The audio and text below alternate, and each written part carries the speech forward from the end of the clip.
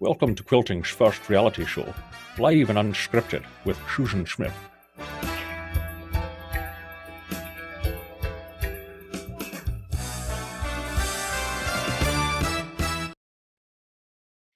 Credits to our son Will, who does those voices for me in various ways, fun introductions. And credits, as always, too, to my husband Dave, who is behind the camera and the wires and, just a tangle of things making this whole production happen. And also our good friend Dan, who generously allows us to use his guitar music throughout the episode while I'm quilting. So we sure appreciate that. Okay, today's project, folks. Let's start with I'm Susan Smith. You're in my studio, Stitched by Susan. This is live and unscripted, and we're going to be working on a tree skirt. Live and unscripted means we're streaming this live and in real time. Funny things happen sometimes when we're live, but the point of doing it real time is so that you as quilters get to see the actual process of something being quilted. Nothing is edited out. So if there's a thread break or a needle break, or I've got a funny little hiccup to show you this morning, like all of that is included so that you can see the process in real time. Because I was born an explainer, I talk while I do it and just talk through thread choices or why I'm basting this way, or so it's not a class per se, but I'm just talking my way through the process and letting you look over my shoulder. So that's what Live and Unscripted is. We air the first and third Friday of each month as a rule. But let me tell you the exception to the rule. Um, those of you who read my newsletter will already know I have made plans to go for the month of November. We're airing this in October, but the month of November and possibly into December, I'm going to be heading to Canada to help care for a couple of our grandbabies. Nothing serious, nothing to worry about. There's just their mom is a nurse and heading back to work, and I'm just helping them buy a little time till they get childcare situated. And of course, it's a joy to go and take care of our little grandbabies. So that's what I'm doing in November and possibly into December. So there will be no live and unscripteds after this one for a couple of episodes. However, I have recorded some things and I will still be releasing some content at the same time frame, first and third Friday at a minimum, maybe more. Depends on how much I can get done. This is just Dave and I, remember, behind the scenes. So it's just whatever we can produce. But I don't want to leave you without anything to watch for 6 weeks or so. So there will be some content coming your way, but it will not be live. I'll still be around. I'll still be sewing. I just won't be long arming. So you'll see me on social media. Feel free to stay in touch. I would love that. For today's project, and I'll talk about some more things as I work, but I do want to get started. I'm working on a tree skirt, and this is for Fat Quarter Shop. So in the show notes, after the show is over, I'll go in and put the links for the kits, the pattern, all the things in case this is a tree skirt that you want, because of course Fat Quarter Shop supplies all those things for you.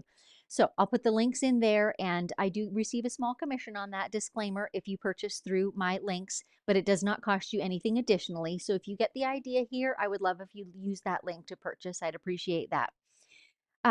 We're just going to do one this morning, and I think in my description I might have said that I'm loading two together, but in fact I'm not. I'm just loading one this morning, and then one will be released in a pre-recorded episode in November. So for this one, it does have a cotton backing, it does have a seam in the middle, and here's the little hiccup I mentioned earlier. When I unpacked it from the box just a couple of minutes before the show, I realized that that seam is actually not pressed. And this is what I do. This is real life, right? I would not go and fire up my ironing board, and press it. And especially I wouldn't this morning because Dave and all his equipment are standing right in front of it. So what I'm going to do is I'm going to put this seam right on my long arm rail, and I'm literally going to press it with my thumbnail. I'm going to press that seam open. That will help it to lay flat. And honestly, it does a really good job. If I had a roller, I would probably do it that way, but the thumbnail works pretty good for controlling the fabric. This is reality, folks. This is exactly what I would do in my work day. Because remember, I quilt for a living for people, and so time efficiency matters to me. It doesn't seem like much, but 10 minutes to go heat up the iron and transfer everything to the ironing board, when in fact, see that? I can just do it with my thumbnail and it's pressed open. That's all I need. Which side shall I move Lucy, Dave? That way? You can see Dave over there adjusting the camera. He doesn't know that he's on camera, except that now I've told him. Okay, let's start loading. So handily, the two backing pieces are sewn together, selvage edges together, and they're nicely trimmed. So I have a beautifully straight selvage edge to load on the front. And you'll see my loading process. I do not mark the center or measure in any way, but what's important is that I do have a straight front edge. So I'm just off camera grabbing my red snappers.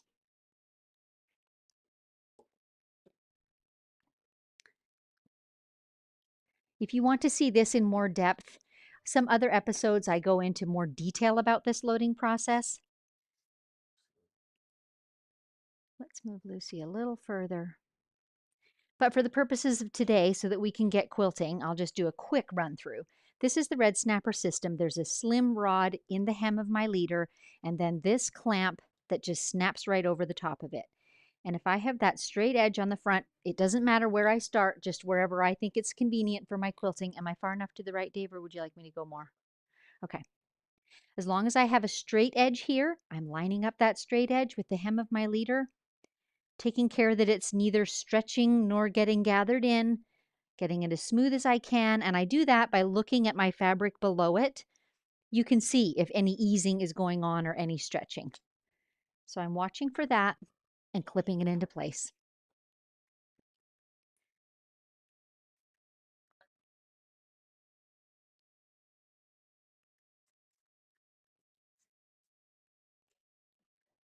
There's the front edge in place.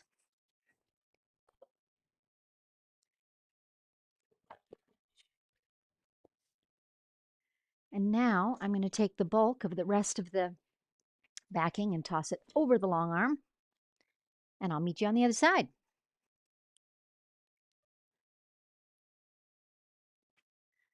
It's important at this stage to pull the backing nice and smooth and straight because I'm not using center points to line it up. I need to make sure that it's straight. So in other words, if I pull it to one side, can you see those grooves, those wrinkles going on? That lets me know that it's angled and I need to get it back straight and adjusted smooth. And even all the part that's falling down in front of the long arm, make sure that that is smooth. This is a little bit wrinkled because it's been in a box. And again, I'm no need to get out my iron. I've just got water in my spritzing bottle and I'm giving it a light mist, and those creases will just relax. I'm going to give it just a little more touch right where the fold line of the fabric was. Truly, no need to press that with an iron. Just a light misting of water and you're good to go. And then I will start rolling on. And now the fact that I've got it lined up straight, and also the fact that it's got a little bit of resistance pulling on over the leaders, helps to keep it straight and smooth. And I'm just going to roll it into place.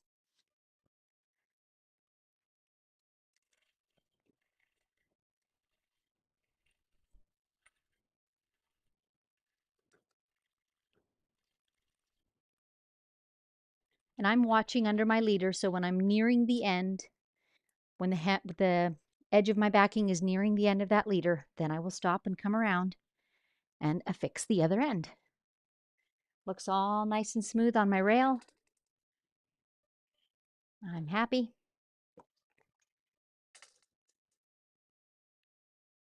And this edge is straight because it's a selvage too, but even if it wasn't, I would just allow the excess to extend beyond my red snapper and trim it off later. So no need to perfectly square up the backing. Similarly, if there's any sort of irregularities on the side, doesn't matter. They'll get trimmed up later.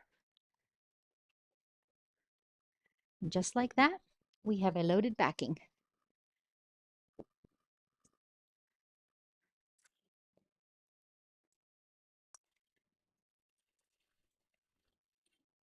There it is. Beautiful. Now this quilt does not happen to be directional, but this is just a tiny little trick that I use. The backing is directional. It has printing on it, and I always put the top to the left. I just do that habitually so that when I do get a quilt that's directional, I don't always have to be climbing underneath to look, oh, which way did I load it again? I just always do the top at the left. That's just me. Or at the top, depending on the orientation of my quilt. And maybe this is a good time to talk about that. The tree skirt that I'm working on is more or less square. It doesn't have really a top, although eventually it will have a cut in it, but it's the same all the way around. It can be cut on any side to have that opening. Excuse me, I couldn't tell Dave fast enough to turn the mic off.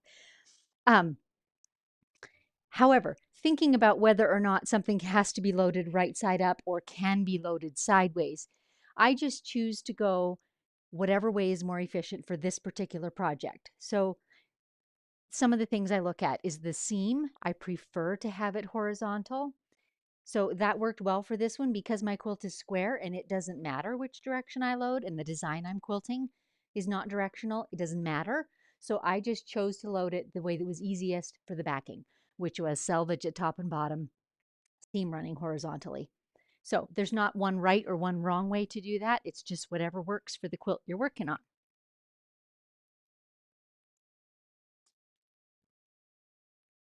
And here is the pretty quilt. Ta-da! Now, as promised, it is 8-sided. Can you see that? Does not have square corners. So this will be a fun one today to show you how I base this in place. We're going to more or less center it. Again, I have not measured because a difference of an inch or so doesn't really matter. Sometimes I do, sometimes there are seams in the backing. Sometimes you're trying to center things, in which case you might want to. But in this case, I don't need to. So I'm laying it on there in general smooth. And what I'm going to do is use this seam line and my rail to line it up, right? So that I don't have any twist going on in it. Certainly one could measure and be much more precise about this, but this is a tree skirt. It's going to get handled, right? So I feel like my eye is going to get it very close. And that's how I usually quilt. So what I'm going to do is just back up a little bit so that I can see that seam more closely aligned to my long arm rail. And I can see that it's curving down just a hair right here by me. So I'm going to shift that and smooth everything into place. And I'm going to trust that that is pretty smooth and even. If you want to do more intricate measuring, be my guest. If you want to measure how wide it is and make sure the center seam is right in the middle, absolutely. But for my purposes, you're seeing how I work. This is how I do it, by eye. And if there were wrinkles in the fabric or it looked like it was being pulled askew, I would make adjustments. But looking at it, I can conclude that it's smooth and even. I am going to take the time to drop in a few pins before I start basting to be sure it stays where I want it.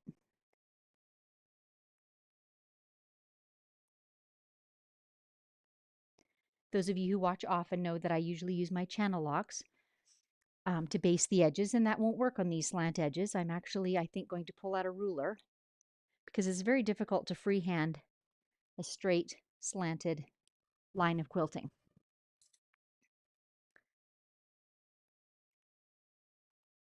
So let's just sail all the way to the other end for a moment. And I'm going to put my ruler base on. And I will use my ruler to help with the basting. So this ruler plate, which camera am I on, hon? I should have gone the other way. Move Lucy just a little. So this plate that I'm using, I'm on the wrong one still. Nope. Okay, you guys, I'm getting organized. This is a ruler plate, which most machine brands will have some type. Mine is a metal one. Sometimes they're acrylic.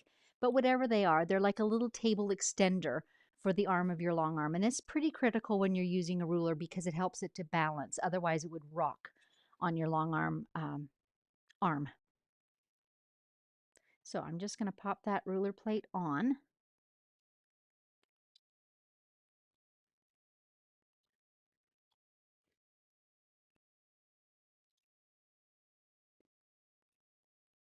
All right, we're good to go. I'm going to advance the quilt just a hair more because I can baste a little deeper depth, and I might as well get as much as I can in there at one time. Let me drop in a couple more pins just for safety's sake.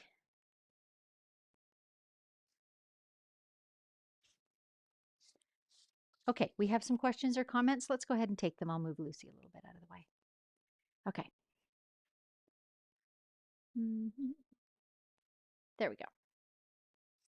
Lauren, I put a quilt back on the machine the other day and I misted the fold line and the fabric bled. From now on, I will test before I roll it on the rollers.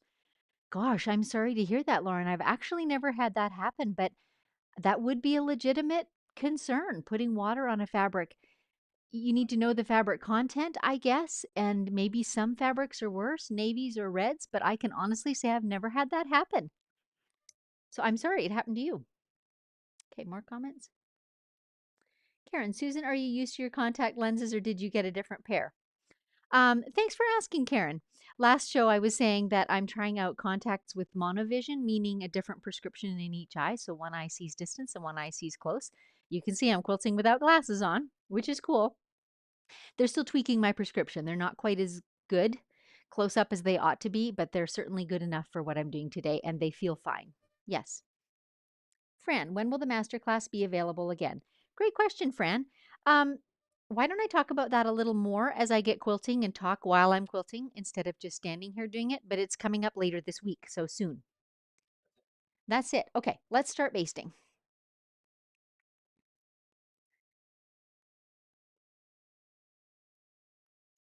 So my little straight area here, I will go ahead and do probably just eyeball. I won't even bother the channel lock.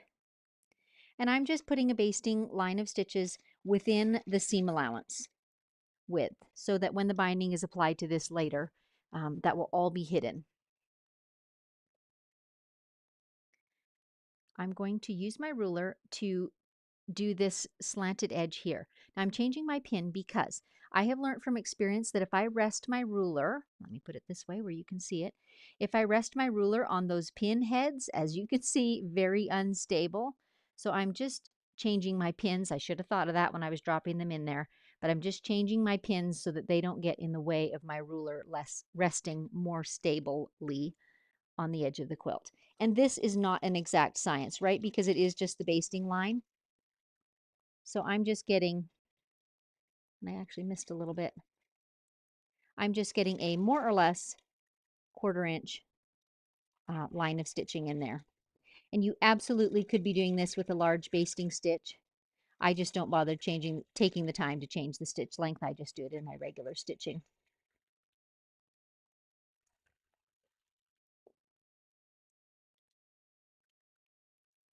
The wise person might not have put it quite as close to the top because my ruler bumped against there, as you saw. And I am going to roll the quilt back to me just a little. I think it's probably difficult for you to see, and for sure it's hard for me to reach. Whoops, I have the channel lock on. See, I do this in real life too. Forget to take the channel lock off, and of course then the needle is locked in that position. I told you it's a reality show. It is. There, now you can see what I'm doing. So as this one is horizontal, and as I do have channel locks, I will go ahead and put that on. It's just a magnetic lock. I need to come a little closer to me. It's just a magnetic lock that holds my needle stitching in a perfectly straight horizontal line. Very convenient for basting. Not all machines have it. You can either use, the top end of your quilt as a guideline or use a ruler, up to you. And once again, I'll change my pins.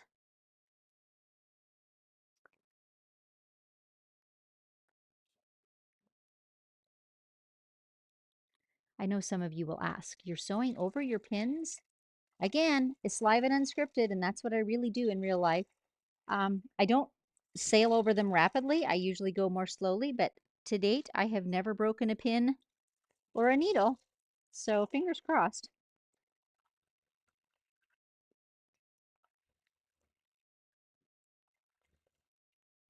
I probably won't make it quite to the corner. Nope, there's the end. I can feel my ruler hitting underneath. So that's as far as I can go with this one. All right. And Karen, I haven't forgotten you asking about the masterclass. I will still come back to that. But let's talk for let's talk for a second more about the quilting design, and I think there are some questions about the basting again. So let's hear those while I go ahead and put my side clamps on.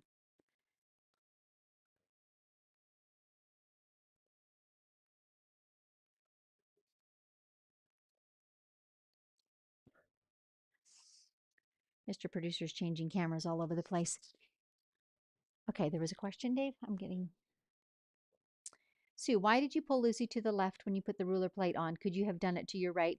Absolutely, I could have, Sue. That just happens to be where I have it stored, um, leaning against the wall right there. That's the only reason. Kathy, I had a dark burgundy bleed when misting also. See, I'm so sorry to hear that, ladies, but it's a good point. One needs to be aware and to kind of think that through. And if there's any question, you would want to test. Yes. Dorothy, does your needle not get blunted when you quilt over pins? Not noticeably. Oh, sorry, one more, and I walked out of camera.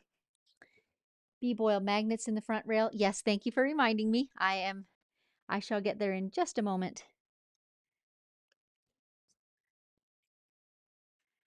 All right, so I've got my little side stretchers on.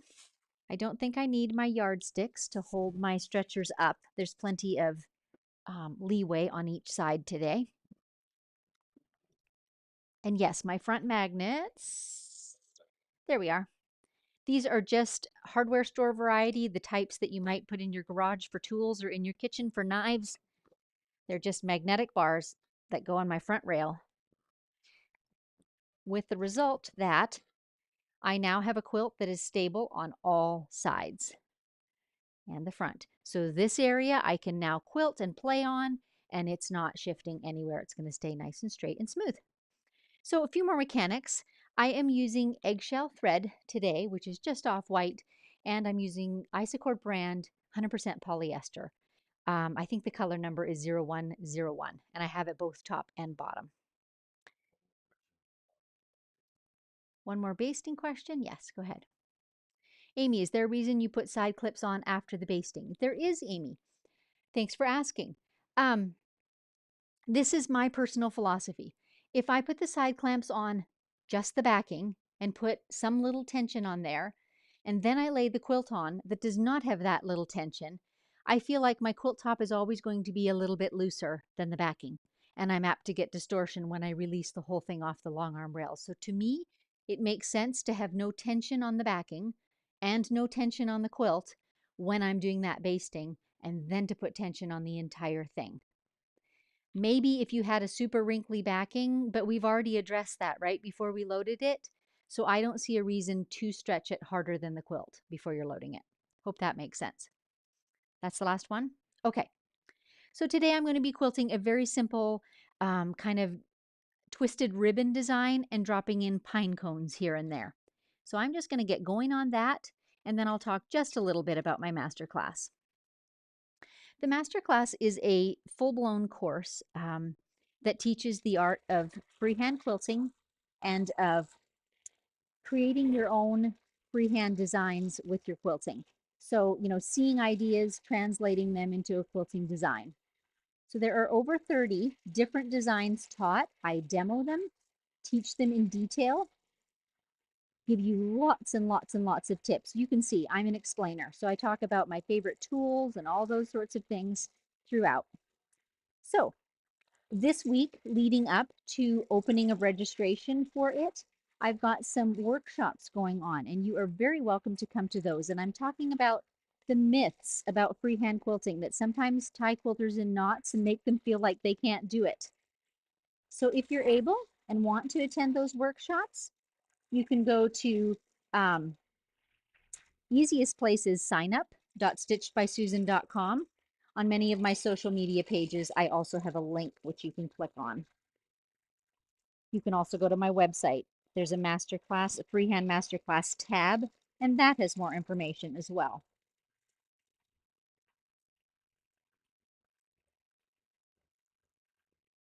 I'm just going to think for a second where I want to put my pine cones. Mostly I want to get them in the less printed areas just so that they show up. So let's go do some.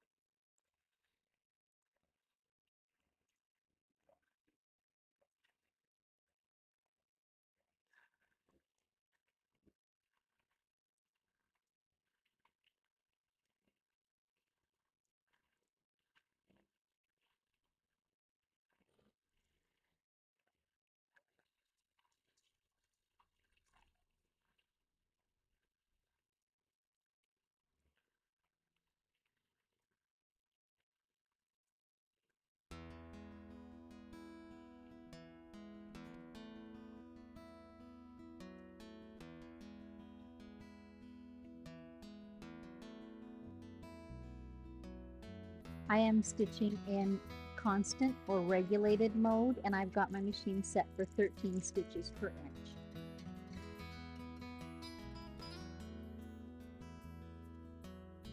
And as you can see, this is just a very casual design.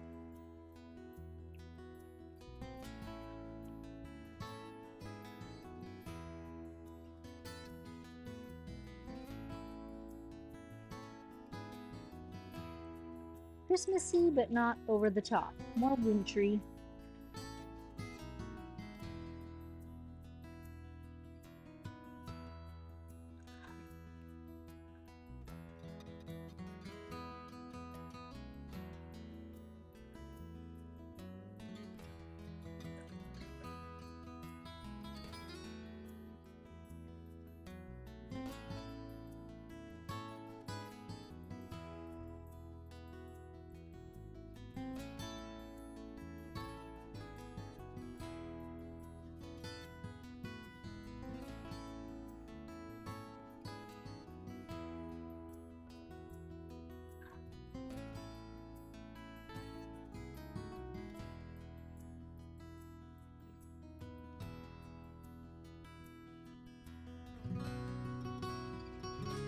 I'm going to kind of break one of my personal rules, and I'm going to go ahead and advance and quilt out to the edge where there's not much basting.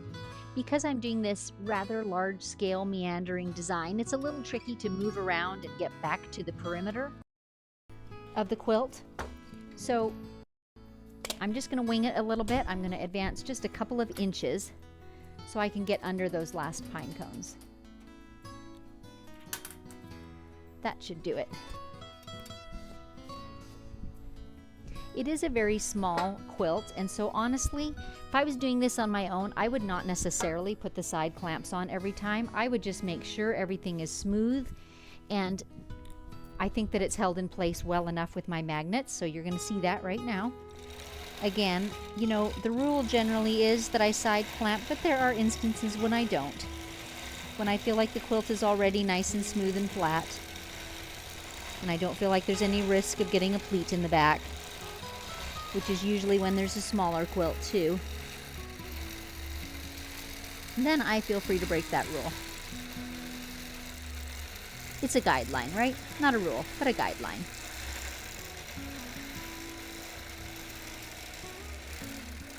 And here we are at the outer edge again. So I'm just traveling within that basted edge. It's not perfectly straight, but it will fall within the seam allowance there, so I'm okay with that.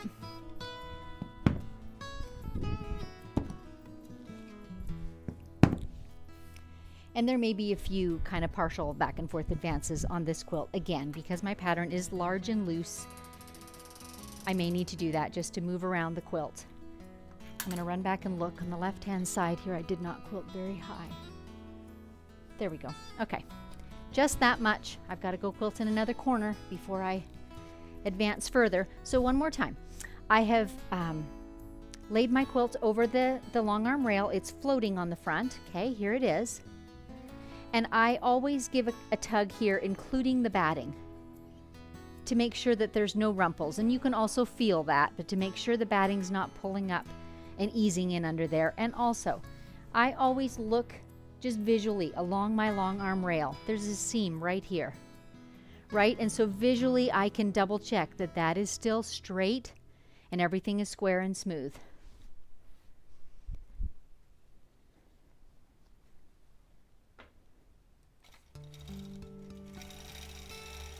Now I've got my vertical channel lock on, so I'm getting a perfectly straight line.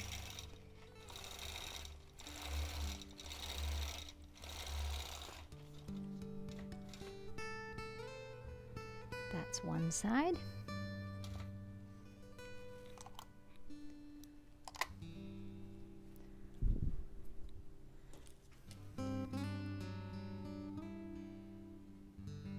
I'm at the widest part of the quilt, so I'm going to go ahead and put the side clamps on here. But you can see as I'm working, this is not a hard and fast rule. I do whatever feels right for the quilt. Sometimes it needs a little extra care to keep things smooth. Sometimes it doesn't. And Amy, you had asked about, you know, basting first, clamping first, and as you can see, I just clamped that right-hand side and I haven't sewn the left yet. But my clamp's not very tight. I judge that I'm not distorting the quilt at all, so I'm just going ahead. A whole lot of my decision making, you know, is kind of based on what the quilt requires. Sometimes some extra care and attention is needed. Sometimes it's very flat and smooth and you can cut corners just a little bit.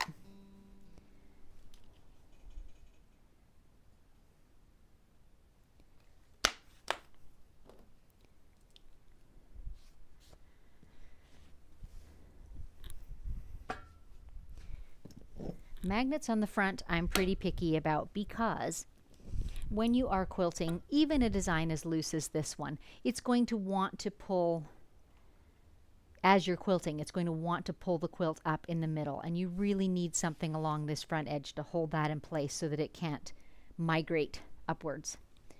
I'm going to start actually over in this corner. There's a little area right up here where I didn't catch last time. And also I usually tend to alternate my pass directions. So the last one I went from my right to my left-ish.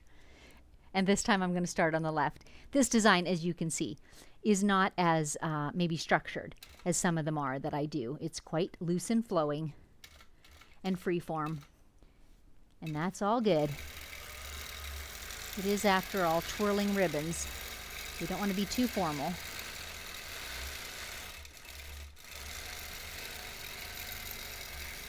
This little tan fabric is super hard to see my quilting on. Hope I don't tie the ribbon in knots right there.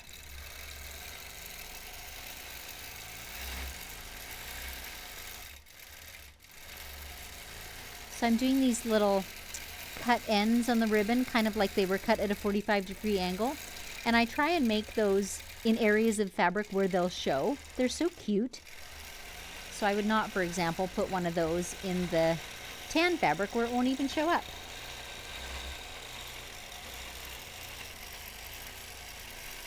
I think it's pinecone time.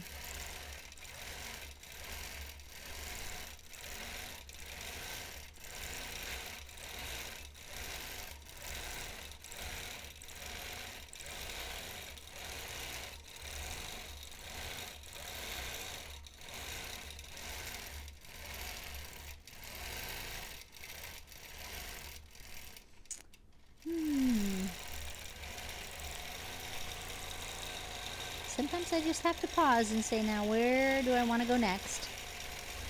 And that is A-okay.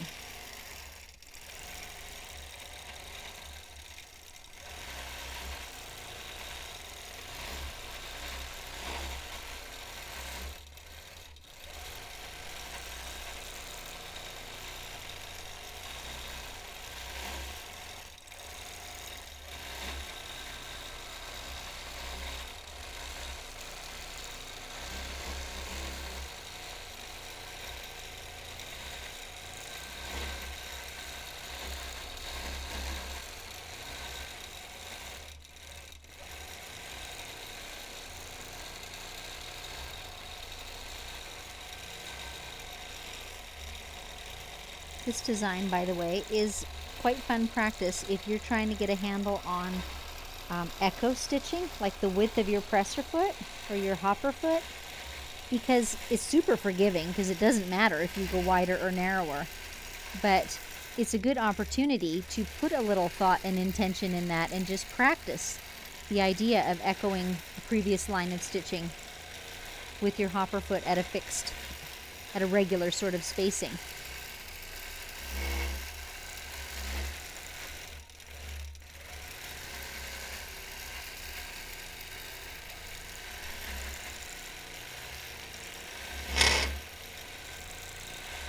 Pinecone time.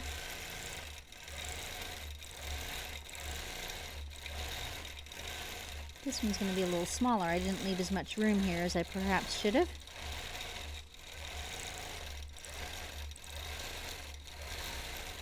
But pinecones do come in every shape and size, don't they?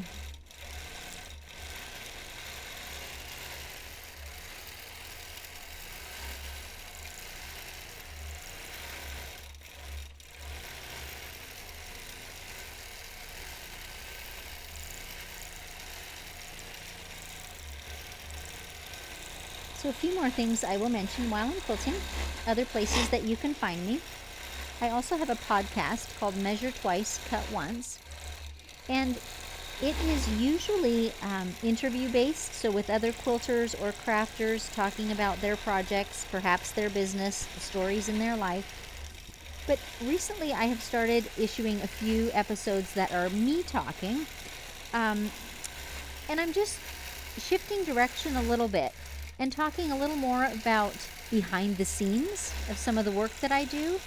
This most recent week, I talked at some depth about why I created the Freehand Quilting Masterclass and why I felt I needed it so badly as a novice quilter, and how I designed it to try and be of help to those of you who are still trying to learn those same freehand skills. So you can find that podcast at podcast.stitchedbysusan.com. You're able from there to choose your favorite listening app and find it on any of the regular podcast platforms. What else have I not mentioned, Dave? Buy me a coffee. Let's talk about that for a second. If you're interested in supporting these episodes, they are obviously free, they're YouTube. But if you're interested in supporting our desire to, increasingly up-level our skill and our cameras and those sorts of things, you can do that very easily at buymeacoffee.com. There, for as little as $5, you can make a one-time contribution, or if you wish to, you can choose a monthly one. And that just supports us, and we spend every one of those dollars on bettering our equipment. It's honestly kind of humiliating to go back and look at early YouTube episodes. We were working with what we had, and also with the knowledge and skill that we had, but they're pretty cringeworthy. Let's just face it. But that's life. You do a thing, and the more often you do it, the more comfortable you get, and the more you learn better ways to do it. Clearly, filming for YouTube is no exception.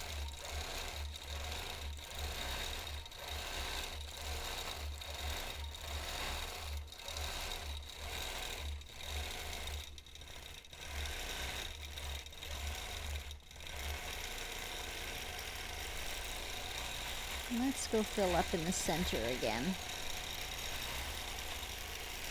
These little Christmassy prints are so charming. And once again, this tree skirt is a project for the Fat Quarter Shop. And in the show notes, I will have all the details for where it can be found. So they certainly offer the kit, the pattern, the fabrics, if this is a tree skirt that appeals to you.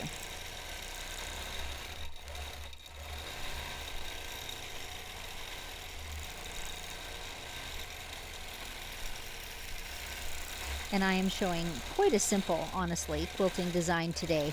Quite loose and soft. But the sky is the limit. You could quilt whatever you like. It's simple piecing, so if you wished, it would be a great opportunity to showcase some really elaborate quilting. Entirely up to you.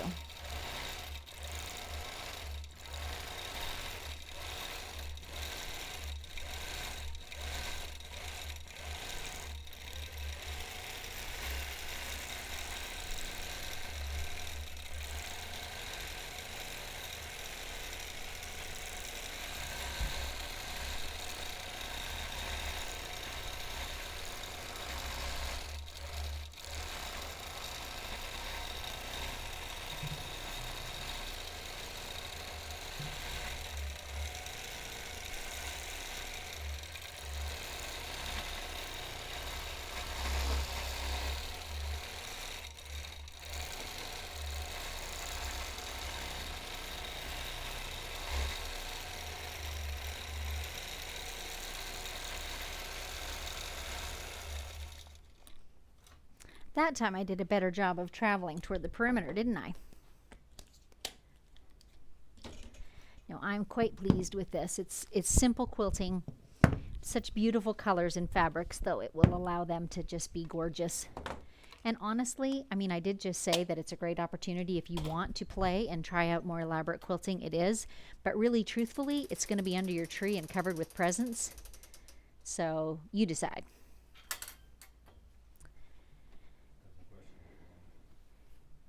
Okay, we're going to take questions in a second, but I'm just going to point out one more thing. Remember, my top is floating, so I have access to at the front to the quilt. And are you seeing here at the side, I have reached this seam. So I'm going to flip this up just to make sure that seam is in fact laying open, because it will make quite a ridge if it flip-flops back and forth.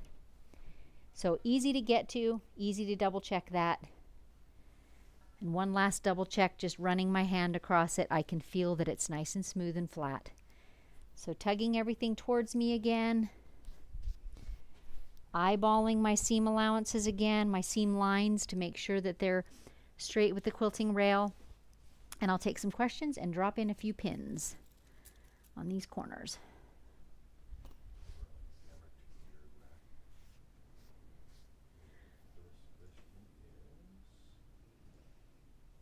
Questions are coming. Debbie, where did you get your side clamps? Debbie, they are also the Red Snapper brand, and the shop that produces them is called Quilts on the Corner, and they sell the Red Snappers themselves and also the side clamps. Dave is going to add the link in the comments, but for sure it will be in the show notes. The Red Snapper brand is there, and just know that they all come together. Sorry, that's not the right way of saying it. They don't necessarily come together in a package. They're all available at the same place. That's what I'm trying to say. Jackie, did you predetermine where the pine cones will go, or artistically winging placement? It does look amazing. I happen to be artistically placing them very carefully, but you certainly could, and I've done that many a time. I just make an oval or something remotely pine cone shaped and just drop them in where I want them to be, or even put an X where you think they would look pleasing. I'm able to see, you know, quite a big area on here, so I'm just kind of planning them mostly in the cream every so often. Very casual. Fran, do the live and unscripted episodes stay on YouTube for view later, or just the short clips? The whole episode stays for view later. All I take off is that very front area where we're talking very casually and where all your names are. And we're often having sound glitches and things, so that's the only part that comes off. The rest of it stays up. Nancy, did you ever find it difficult to ignore the piecing and do your all-over design? Not usually, Nancy. I think that just comes with practice. I do so many quilts that it's kind of become that way. I just think of it as a canvas. But I do enjoy looking at everyone's pretty fabrics, that's for sure.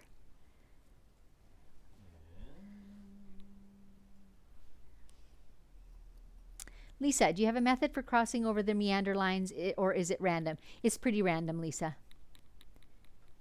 But you're right, it is basically a giant meander and just crisscrossing over it. Dorothy, are these workshops you mentioned separate from the masterclass? That is, can anyone sign up? Absolutely, anyone can sign up for the workshops, and they're entirely free. So I'm talking about the idea of quilting freehand, how intimidating that can be. And in fact, the subtitle is 5 Myths that Tie Freehand Quilters in Knots and How to Break Free of Them. So I'm talking about the 5 reasons I think are the most common that people are afraid of diving into freehand quilting. And hopefully I can break up some of those myths. That's what it's all about. So sign up.stitchedbysusan.com. Mary Ellen, do you have suggestions for continuous quilting? I seem to have to start and stop. And I assume you just mean starting and stopping, like not breaking thread, but pausing. And I think that is just a matter of practice. There's nothing wrong with pausing to plot out, where do I want to go next? You know, do I need more coverage over here? Have I got a hole there? I still do it from time to time, but practice has enabled me to go through most of those pauses. So that's, yeah, all it is practice. That's it for questions. So I encourage you to like and subscribe if you're enjoying this episode. Share it with your friends that you think might enjoy this style of quilting too. I would love if you would share and help me get a little more visible on my channel. That would be great.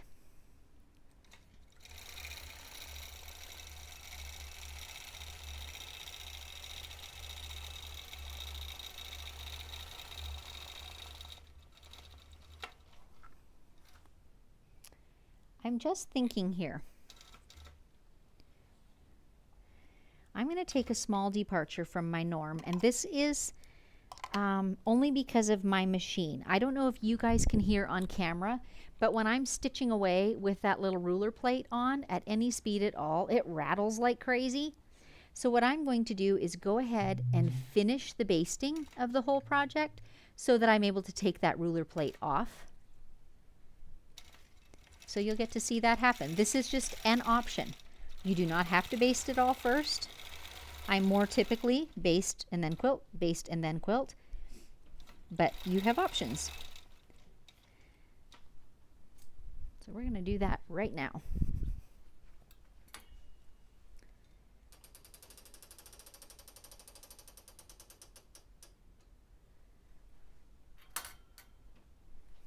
So again, a few pins, and I'm using my visual cues. I do not, have a center point marked, but I do see where the center seam is, and I'm using my seam lines this way, the rails of my long arm, the previous seam lines, watching that it's all laying flat, all my visual cues to say, yep, that's beautifully placed, and that's where I want to stitch it down.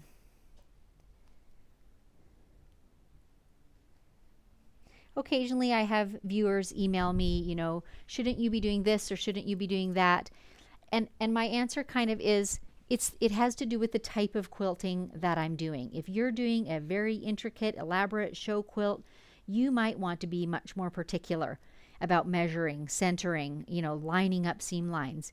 But I'm talking casual family use quilts. That's my zone that I quilt in as a rule. So I feel like this level of accuracy is appropriate.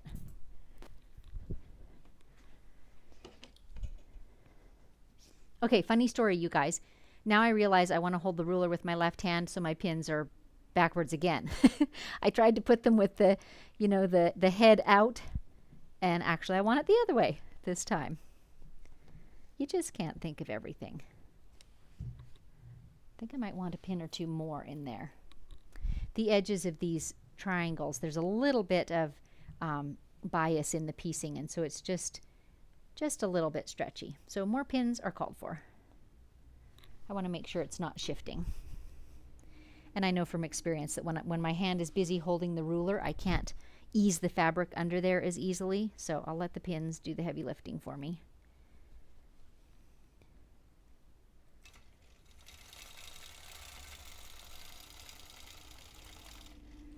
Yeah, might still need more pins. And one certainly could put the ruler on the other side. I find it very awkward in the particular angle that I'm going to do that with my right hand. But one could. Again, you have options.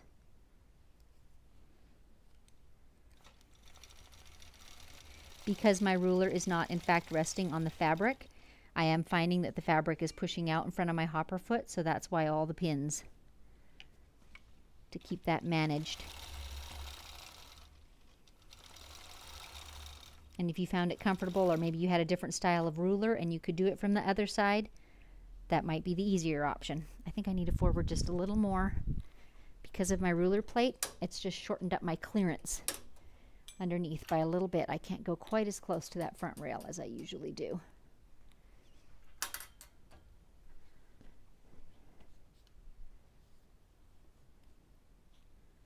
Look at all the pins. We're just bristling with pins.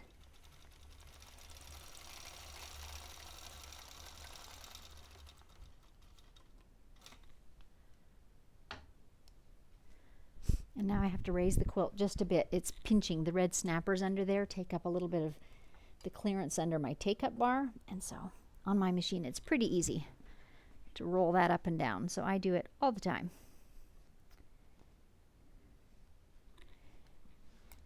And here, I don't need the ruler. I can put the channel lock on, which is nice because now my fingers can help a little bit with holding that fabric edge in place. Channel lock did not lock. There we go. Did you see that little bobble in my stitching? But happily it's all still within the seam allowance, so we're okay. Again, I don't take the time to change this to a basting stitch length. You certainly could. I just take it slow and easy. Oh, the channel lock's still on.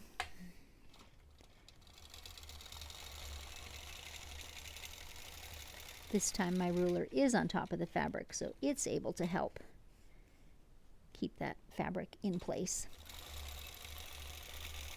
Less pins are needed. So many of these things I have honestly just learned by doing them over and over again. And there's not a right or a wrong way to do it. It's just what works for you. And hopefully these unscripted episodes are helpful to you. Just kind of seeing over my shoulder, as I said earlier. Seeing what it looks like in real life. It's not hard and fast rules. It's just how I do it.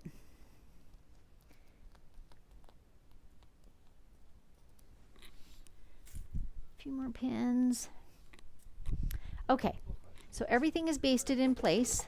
Let me just get my ruler plate off. I'll have to detach Lucy to do that. And then we'll talk a couple questions, and I'll have a sip of coffee, and then we'll finish it up.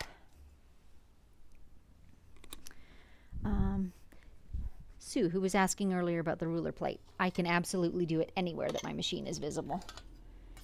I just, being a creature of habit, I always have it setting in a certain corner of my wall on the floor, leaned up against the wall. Someday I'll figure out some excellent, glamorous storage for all my tools as I'm working, but not yet. Okay, questions? And coffee. Dorothy, is there an index to your YouTube videos that gives the project and the design being demonstrated? I would find that very helpful. Dave says, are you volunteering? At this point, there's not, but I do try and title them, like after the show is live. I take a picture of the project, add a thumbnail, and I try to give the name of the design or some tips of what I'm working on, you know, loading 2 quilts on 1 backing or something like that. And certainly in the description or show notes. But I try to make the thumbnail as descriptive as I can. YouTube doesn't really do indexing, I don't think. Robin, what type of grippy do you use on your rulers? I don't have any grippy on my ruler, Robin. The one that I was using had, as you saw, has kind of a handle attached, and I really like the ruler for that reason. It gives me good grip, but I don't have any little grippy things on the back. So happy to catch you live. Love it. I'm so happy you're here. Okay, let's back up a little bit and get back to unfurling our ribbons.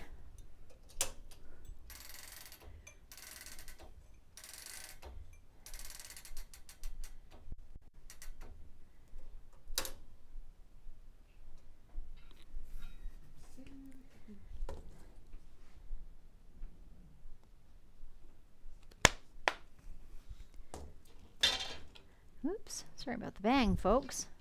Perhaps you didn't hear it much on mic, but I heard it here.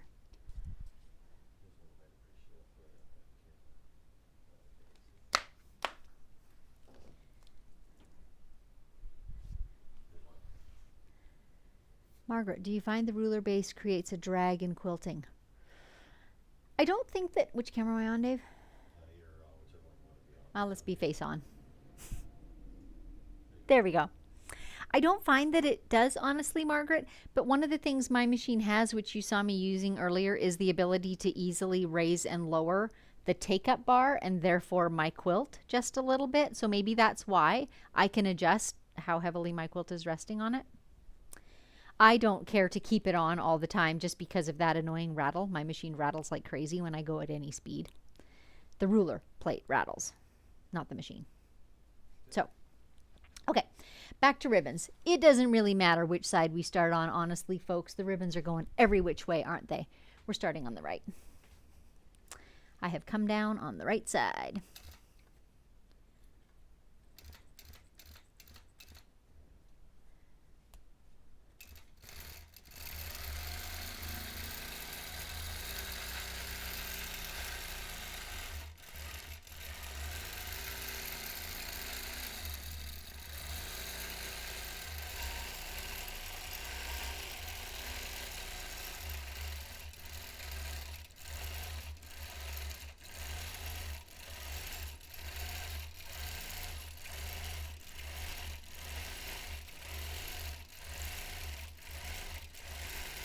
I will mention one more place you can find me if you're interested.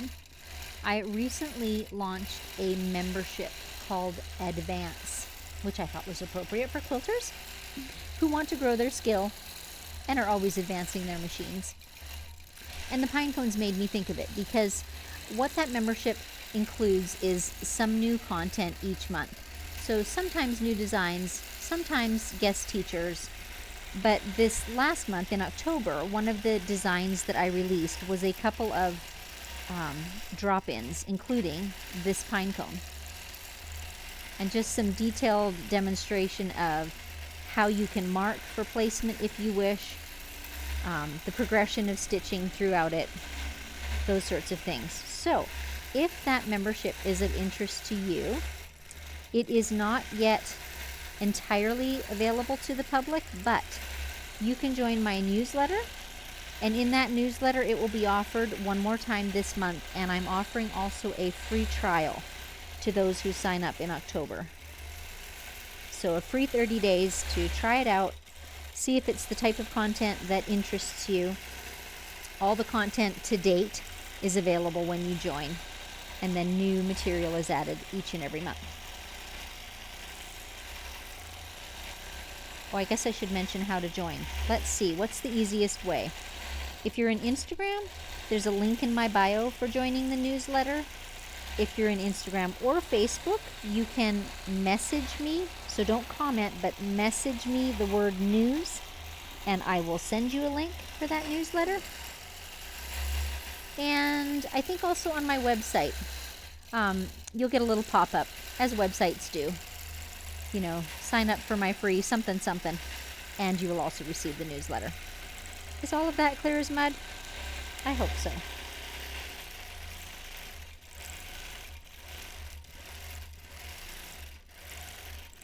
I find drop-ins like this to be endlessly versatile. You know, you can do the simplest of designs, which honestly these ribbons are, but you can go even simpler and just have loops, single loops, double loops, very simple things. And then you can drop in these little elements that speak to the quilt that you're working on. So yesterday I was doing a small kind of Winnie the Pooh quilt, and I dropped in little bumblebees here and there throughout it. Super, super cute. So it's pretty easy quilting. It's pretty easy to learn. And drop-ins are just an awesome way to dress up a quilt. And I just ran out of bobbin thread. You guys know me. I don't have a marker or anything on my bobbin. I just let it run out. And then I usually try and back up to a corner. There's not really a corner going on here in the ribbon, but I'm going to back up to the last place that I had a crossover, just so that my lock stitches will be unobtrusive.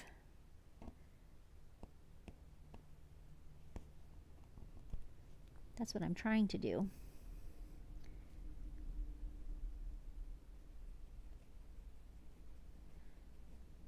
We, in our efforts to make this as clear as possible for you, I quilt with overhead lights on, but my machine light off. We found that that's the best way to have the fewest shadows and the least glare on the fabrics. But what happens is when I'm undoing, it's difficult to see without having my headlight, you know? And I usually drop my blue seam ripper right where my join will be so I can find it when I come back.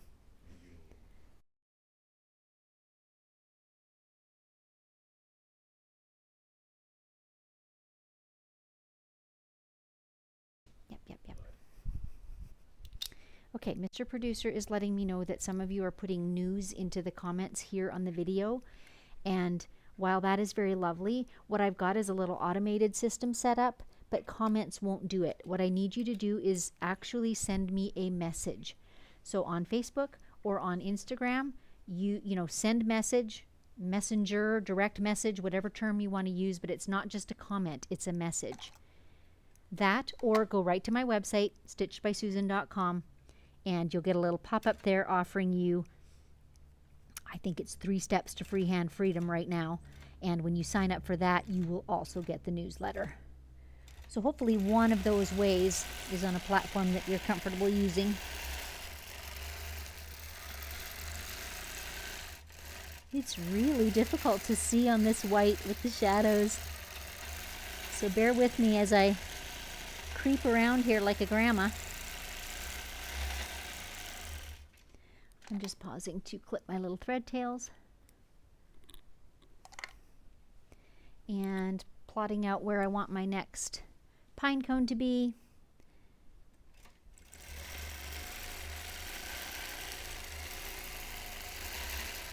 Next pine cone is right here.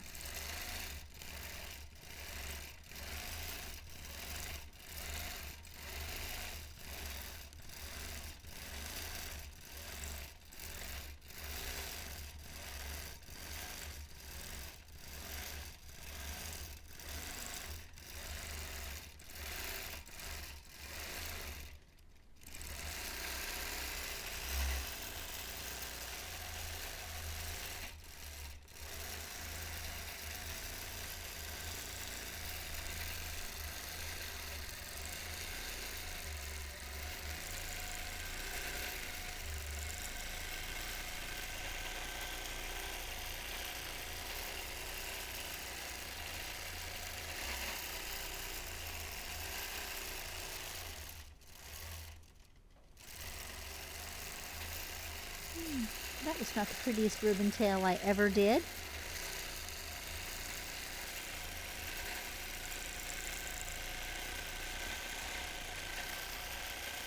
But you know, there's a lesson in that. Not every single one has to be perfect.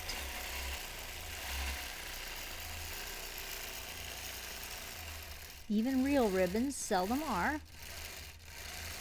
And also they're turning this way and that, so if one looks a little different, that just fits right in.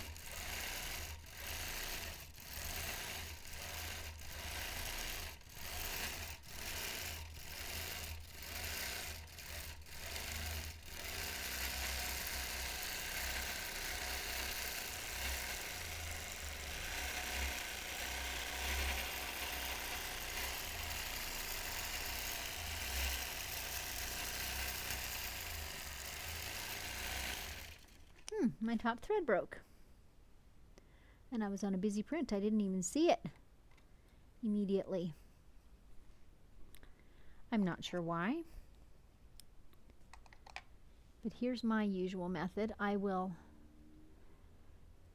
to rethread my intermittent tension here, and then I will start stitching one more time, and if it happens a second time, then I start to dig deeper. That seems to be a habit, right? So then something's wrong. But once just happens occasionally.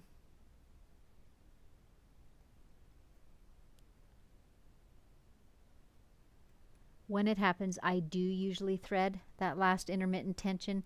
If nothing else, just the jerk of the thread breaking will often make the thread not be in the proper channels that it should be. So it's just as fast to do it every time. And again, that may just be specific to my machine. That's how I typically rethread, right from that intermittent tension. Okay, let's see if we can find where the break was, people. There it is. So the bobbin thread did not break, right? So I'm just going back and pulling that up and trimming it off. So now I am not attached at all. I'm going to have to turn my light on to do a little undoing here. This time I'm going to undo to the closest seam allowance because I only have curves. I have no corner to go back to. But a seam allowance also helps to secure your thread tails. So that's where I'm going to undo my stitching to. And then I'll just overlap the stitching a few stitches. That's my current bobbin thread. There we go. Can you see I'm right at this seam allowance? So that's where I'm going to have my little lock stitches right here. I'll overlap the stitching that I already did by 2 stitches or so, maybe 3. Do some good lock stitches right into that seam allowance. That will make it really nice and secure. And we're up and away.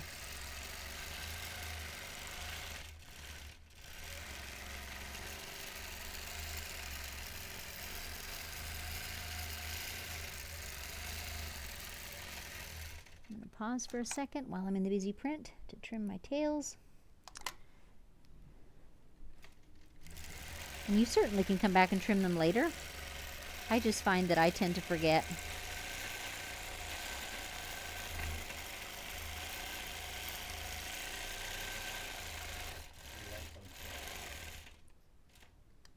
That better?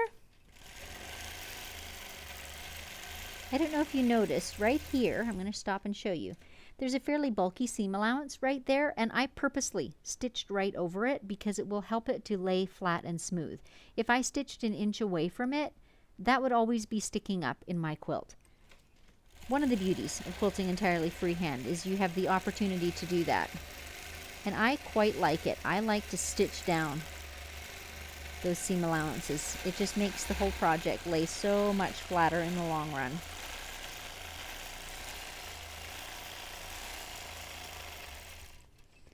And now we're going to advance the last time and finish the last little bottom bit.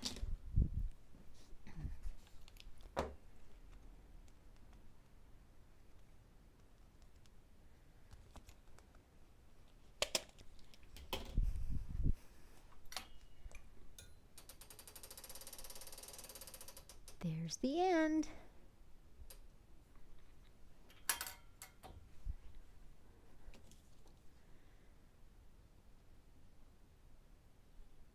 See if I can get my gripper on here. Oh, I got it over that seam allowance. It was just a little bit of a jog there, about a 1/4 inch jog in that seam allowance, but I got it.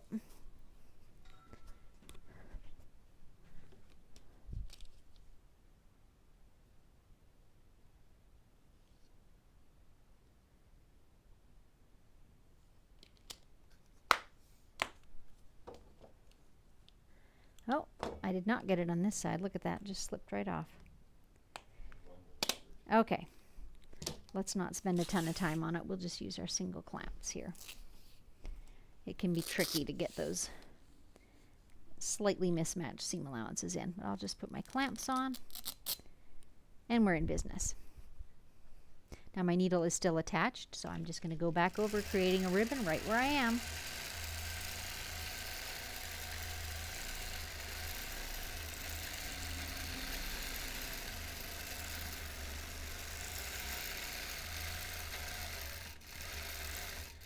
It's pine cone time.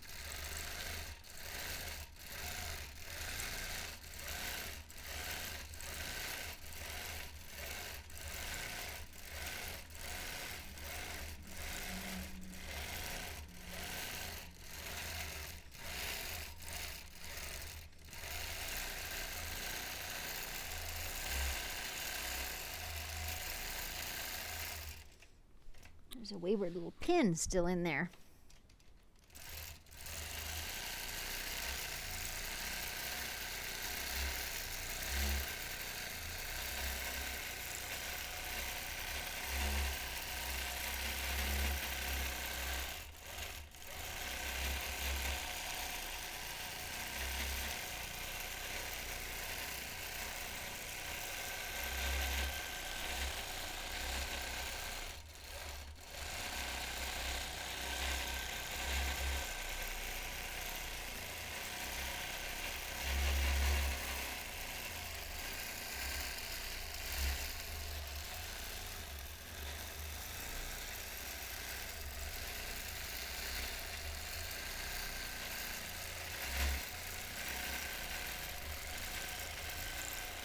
And again, thick seam allowance, I'm going to stitch right over it.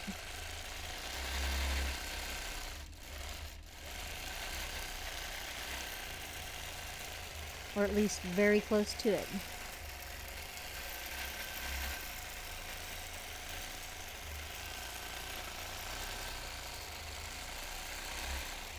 Let's see if I can do a pine cone upside down.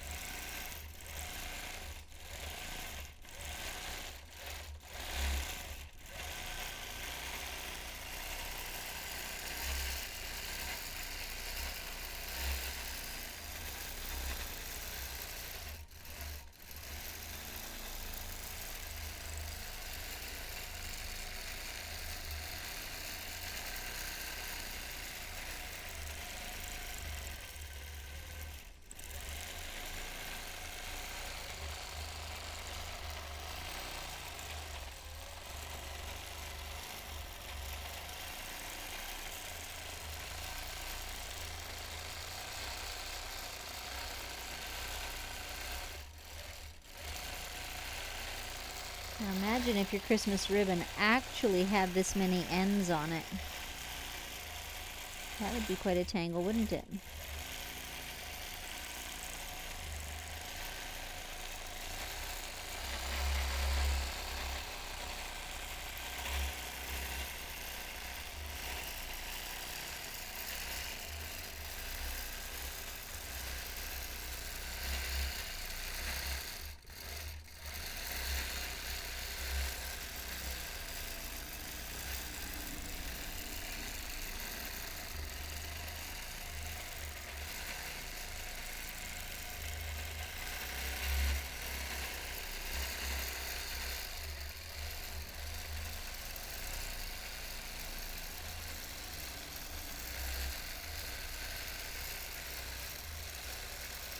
Thick seam allowance again.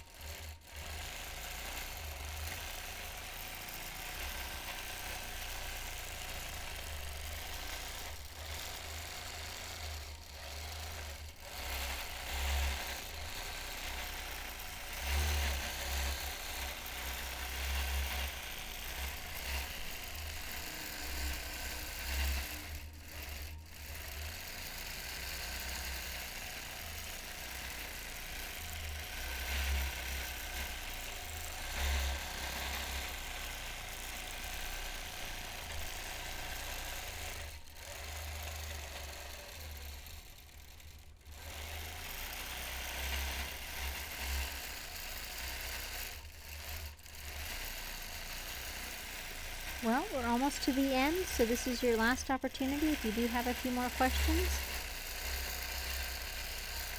pop them in the comments. Again, I would so appreciate if you would like and subscribe. Even click on the little bell and then you will receive notifications whenever I'm going live. And share this episode with someone that you think would be interested. And one more reminder too, this is airing in October, but I do have some workshops coming up in the next week or so. And also I'll be doing some, live things on social media. So if you're interested in that workshop, you can go to signup.stitchedbysusan.com is the easiest way. And with that, we have a lot of beautiful ribbons and pine cones. Which way shall I go with Lucy? I'm going to go right so that I can get on the camera and check in with you all. And remember too, I will over the next day or two post some close-up photographs so that you can get a real good overview of what this looks like on the whole tree skirt. Questions? This was an easy day, wasn't it? A smaller project. It's kind of nice sometimes. Lauren, are my eyes playing tricks on me, or are a few of the ribbons not a twisted portion? You're absolutely right, Lauren. You have to break at some point. If you're going to do a tail and then go back to the beginning, you have to find a way to travel. So I just bump from one to the other, and sometimes I come back and overlap them. Sometimes that doesn't work in my traveling. So you're right, Lauren. It's freehand. Laurie, I also have a gamble, and my ruler base is so tight that it's really hard to get it on and off. Yours goes on so easily. Yeah, my spring is fairly tight too, but it probably comes with use. So maybe give that spring a few good stretches. That's all the questions. You guys, you've made it so easy. One more sip of coffee. Okay. This has been Susan Smith, live and unscripted. Again, these air generally the 1st and 3rd of each month. There will not be any lives in November, but watch for some other content coming out a couple times during that month. So I mentioned the workshops that are coming up in the next few days. Registration is opening for my masterclass at the end of October, on the 27th actually. So you can find that. Probably easiest way for that is just on my website, stitchedbysusan.com. There's a freehand masterclass tab. You can find all kinds of information there. If the cart is open, if the purchase button is on, you know it's time to buy. Otherwise, you'll see a wait list button there. So if you're watching this later on, you can always get on that wait list. And my membership is opening very soon to the public at large, but right now it's open to newsletter subscribers. So again, if you go to my website, you'll get a little pop-up there with a free offer. That gets you into my newsletter, and next week there will be one more offer of that membership with a 30-day free trial attached. So no risk to you. It's a great way to try it out. And I just offer new content each month, something like this, but in smaller portions and more class focused. So actually teaching how to do these pine cones, just released in the month of October. So just a more detailed look at how they're structured, how to lay them out on your quilt, that sort of thing. So with all of that in mind, Mr. Producer, sir, have we covered everything? I think we have. So until next time, enjoy your day, and I'll see you next time.